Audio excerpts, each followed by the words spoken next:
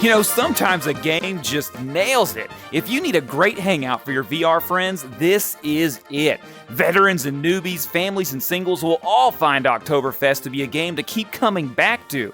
And it's not hard to see why. They're only making a virtual version of one of the most famous festivals in the world. The game starts with a short tutorial and avatar setup, which, by the way, the avatars are great, but we'll get back to the awesome customization on these in a minute. Let's take a moment to appreciate the festival. After all, this is what it's all about. The atmosphere is amazing. I'd like to thank K5 Factory for allowing me to play this before release. NPC avatars that look just like yours are all over the place, with more life than most games of this caliber.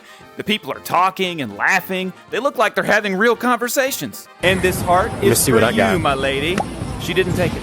The graphics are cute, nothing fancy, much like Walkabout Mini Golf, but taking it all in was as much fun as playing. All right, I got you. Here's your beer. This is awesome. So besides staring at the atmosphere, what is there to play? If you look in the distance, you'll see blue markers in the sky. These are the available games. Just an assumption here, but I'm pretty sure future updates will be activating more of the attractions. There's several that you can't get to just yet. Sell me a ticket. I need a ticket to this. Attractions like the several mini-games that you can play. Mini-games like your classic target practice, which I found a lot of fun. There are 2 different modes: skirmish, where you just shoot the targets. Then there's a time trial where you try to rack up as many points as possible, before the time's up. Throwing the cans is surprisingly fun in VR, especially for newbies, because it's kind of hard to throw something simple like a can in virtual reality. Never could get that last one. But the minigame I was best at was the frogs minigame. In this game, you basically take the frogs and you jump them onto certain flowers with this launcher that you have. You smack a hammer down and you try to get them as high as you can to get in that sweet spot, which is the 75-point marker. I might have done so well that I got on the board, 4th place, thank you very much. I think that deserves a like.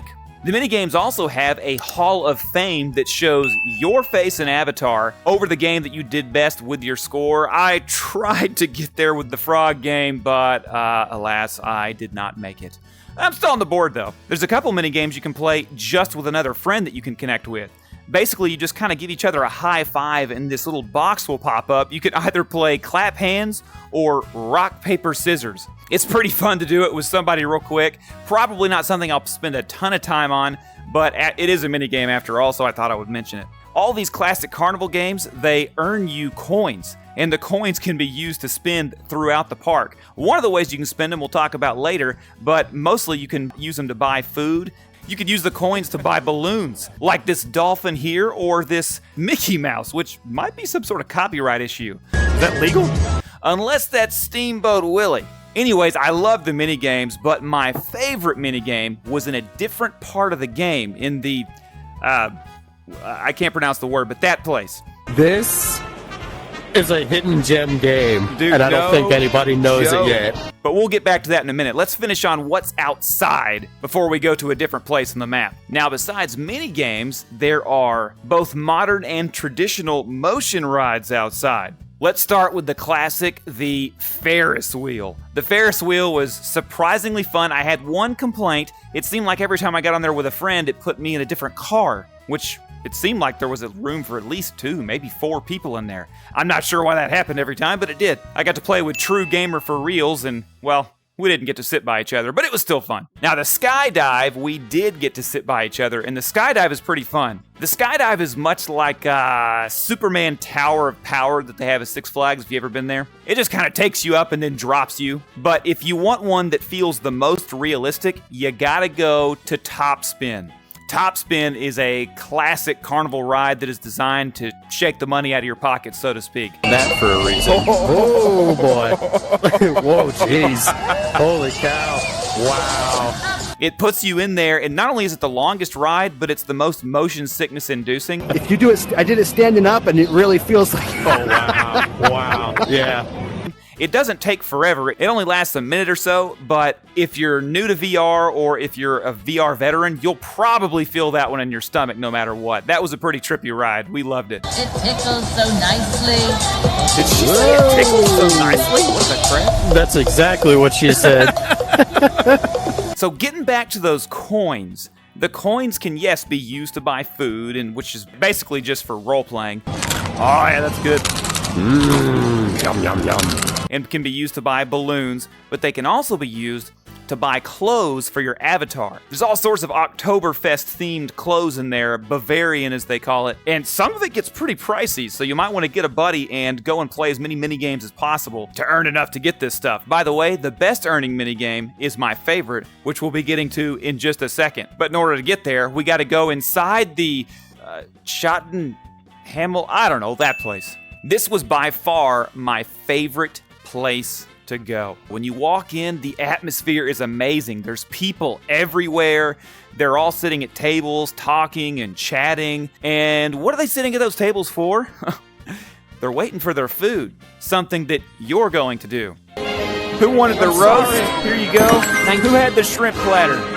I got you, Gramps. He's too slow. He can't serve. There is a waiting tables game, and we had so much fun playing this game. We went back and played it a second time. She needs a salad over there, quick. Grab it while it is fresh. Where's she at? Basically, how the waiting tables game works is orders go up, and you have to grab the order and then go out and find who it is that needs that order before the time runs out. And you do that over and over until the overall time is up. Oh, they're going to miss out on their chicken Shrimp for sure. salad thing.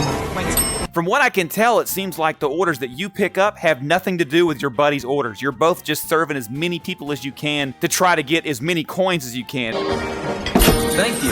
300! And it seemed like this was the best way to earn coins, which makes sense because people are probably tipping you. I'm up to 700 now because of that. You serve everything from what looks like roast and chicken to a couple different beers. And I can't stress enough, that is a lot of fun. This is a great mini game. I love this. Especially if you have a son or a daughter or a couple of friends to go with you. Who's the next one? So we got some kind of plate of apples or some crap. Who needed the beer? Another event you can do inside this food court area is there is a live band. Now you can play it first in practice where nobody can see what you're doing.